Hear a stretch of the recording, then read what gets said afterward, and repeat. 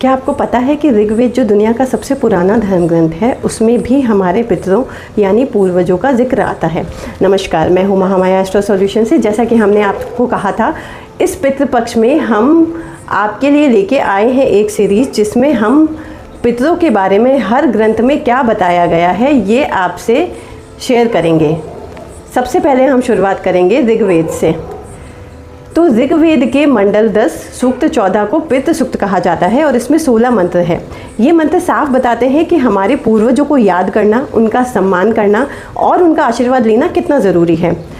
अब ज़रा इन 16 मंत्रों का आसान सा सार समझते हैं। पहले मंत्र में कहा गया है कि यमराज और पितरों को अर्पण करो ताकि वो प्रसन्न हो। दूसरे मंत्र में बताया गया है अगर पितरों को श्रद्धा और स्वधा अर्पित करें तो हमें आयु, सेहत, संतान और सुख समृद्धि मिलती है।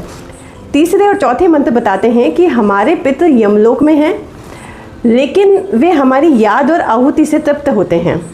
पांचवें से सातवें मंत्र में ऋग्वेद में ये कहा गया है कि आत्मा के मार्ग की चर्चा है कि जैसे हमारे पूर्वज गए वैसे ही हम भी उसी मार्ग पर जाते हैं और वहाँ यम और वरुण जैसे देव भी मौजूद रहते हैं। 8वें से 11वें मंत्र में सूर्य और अग्नि देव को पितरों का मार्गदर्शक बताया गया है जो आत्मा को सही रास्ता दिखाते हैं। 12वें और 13वें मंत्र में चाहे पितृ अग्नि में दग्ध हुए हों, जल में हो या स्वर्ग में हो, सभी का स्मरण और सम्मान करना चाहिए। 14वें से 16वें मंत्र में पितरों से आशीर्वाद की कामना की गई है कि वे हमारी आयु बढ़ाएं, परिवार में सुख दें और हमारे यज्ञ पुण्य कार्यों को स्वीकार करें। यानी ऋग्वेद ये बताता है कि पितरों की पूजा कोई नई परंपरा नहीं है बल्कि वेदों के समय से चली आ रही है। तो दोस्तों, आज हमने जाना कि ऋग्वेद जो कि हमारे भारत का सबसे प्राचीन ग्रंथ है उसमें भी पितरों का कितना सुंदर और गहरा वर्णन मिलता है। पितरों की पूजा केवल परंपरा नहीं है बल्कि हमारे जीवन और आत्मा को संतुलित करने का एक बहुत ही अच्छा माध्यम है।